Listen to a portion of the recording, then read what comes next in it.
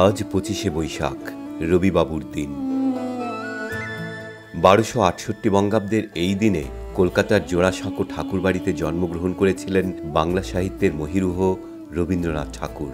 আজ তার 164তম জন্মবার্ষিকী। নিজের সাহিত্যকীর্তির মাধ্যমে আজও তিনি সকলের মাঝে জীবিত। তাঁর সৃষ্টি চিরকালীন।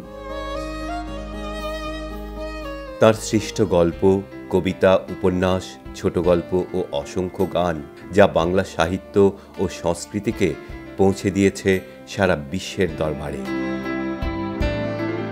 বাবা বিখ্যাত জমিদার ও ব্রাহ্ম ধর্মগুরু দেবেন্দ্রনাথ ঠাকুর ও মা সারদা সুন্দরী দেবী। সমৃদ্ধ পরিবারে জন্মের সুবাদে ছোটবেলা থেকেই সাহিত্য ও শিল্পের সঙ্গে সখ্যতা গড়ে ওঠে তাঁর। মাত্র 8 বছর বয়সেই কবিতা লেখা শুরু। 1878 সালে 17 বছর বয়সে প্রকাশিত হয় তাঁর প্রথম কাব্যগ্রন্থ কবি কাহিনী। 80 বছরের পুরো জীবনটাই তিনি কাটিয়েছেন লেখালেখিতে। তাঁর সৃষ্টিকর্মের সংখ্যাও বিপুল।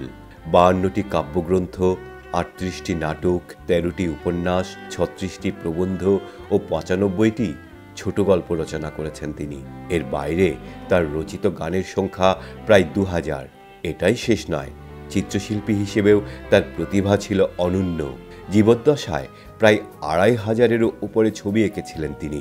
তার লেখায় গীতিধর্মিতা, আধ্যাত্ম চেতনা, ঐতিহ্যপ্রীতি, প্রকৃতি, মানব, দেশ ও ঈশ্বর প্রেম যে রূপে ফুটে উঠেছে তা বাংলা সাহিত্যে বিরল।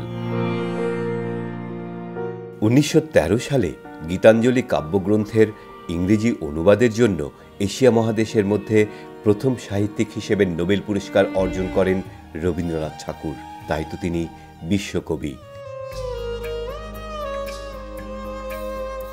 বাংলাদেশের জাতীয় সঙ্গীত আমার সোনার বাংলা আমি তোমায় ভালোবাসি ও ভারতের জাতীয় সঙ্গীত জনগণ মন অধিনায়ক জয় হে রবীন্দ্রনাথের লেখা।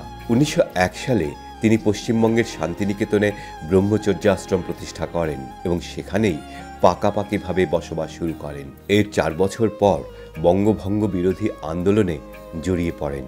1915 সালে ব্রিটিশ সরকার তাকে নাইট উপাধিতে ভূষিত করে, কিন্তু 1919 সালে জালিয়ানওয়ালাবাগ হত্যাকাণ্ডের প্রতিবাদে সেই উপাধি ত্যাগ করেন রবীন্দ্রনাথ। 1941 সালের 7 আগস্ট বাংলা 1348 বঙ্গাব্দের 22শে শ্রাবণ জোড়াসাঁকোর বাসভবনেই শেষ নিঃশ্বাস ত্যাগ করেন তিনি।